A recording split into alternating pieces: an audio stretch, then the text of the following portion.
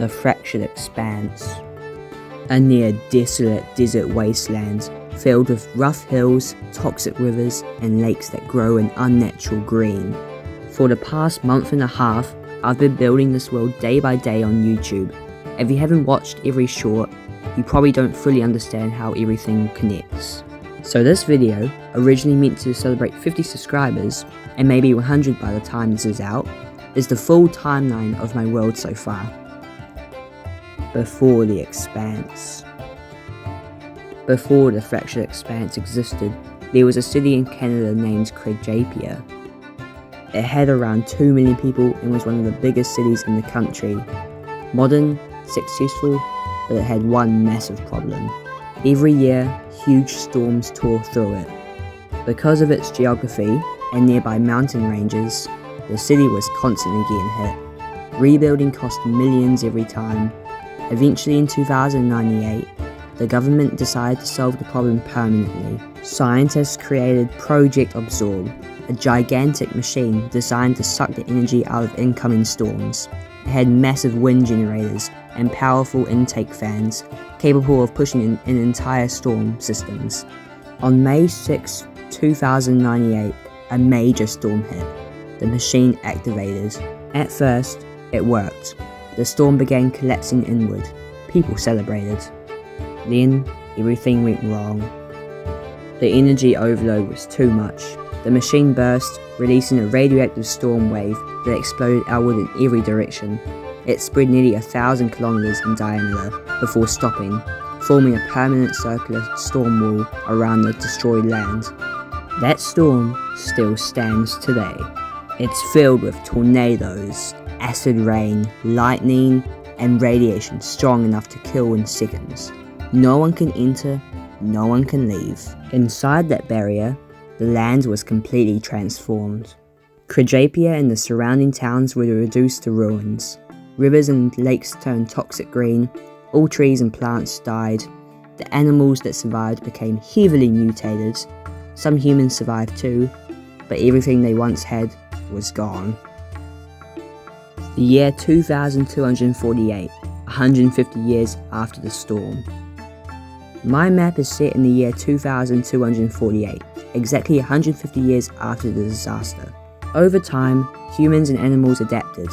On the ruins of Crejapia, a new city was built, the Circle of Natureville. It's built directly over the old city, using its destroyed remains as materials. The city is 10 kilometers in diameter and shaped in a circle, with a massive wall surrounding it to protect against the mutated creatures roaming outside. At its center stands Bartholomew's Palace, the tallest structure in the land at 500 meters high. There have been 3 rulers. King Raspoon Bartholomew, serving during the years 2098 to 2149, a high-ranking builder and engineer before the disaster. After surviving, he came up with the idea for Natureville and became its first leader. Queen Trudis Bartholomew, serving the years 2149 to 2207, a kind and caring ruler who continued stabilizing the city. And finally, King Gerdwin Bartholomew, serving during the years 2207 to 2248, aka the present. The current leader, unlike the previous two, he's greedy and makes questionable decisions. The other major location inside Natureville is the market. There's no currency in this world. Everything is traded. Food, materials, water, all through barter. Survival in the expanse. Food comes entirely from animals. Wildlife have been divided into 3 Latin-based classes. Chibus, which means food. Creatures hunted for meat like boar, bullhead catfish, and cockroaches. Amicus, which means friendly.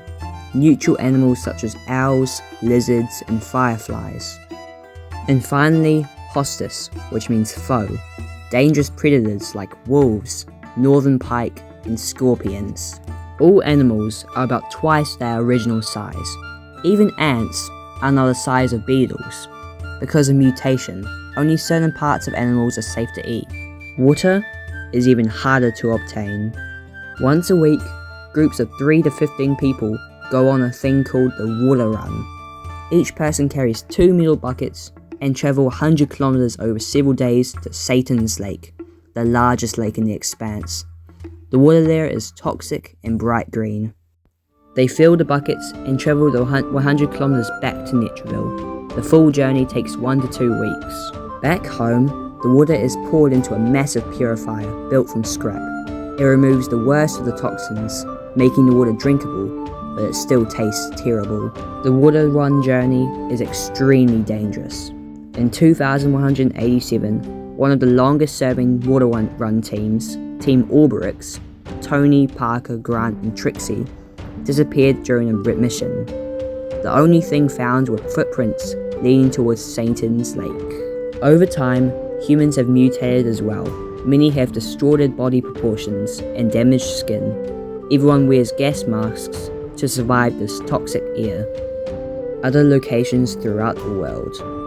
Ruined Nation Island sits in Satan's Lake. It's the largest island there.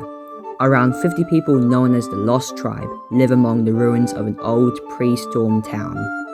For 150 years, they've been building a bridge towards the mainland.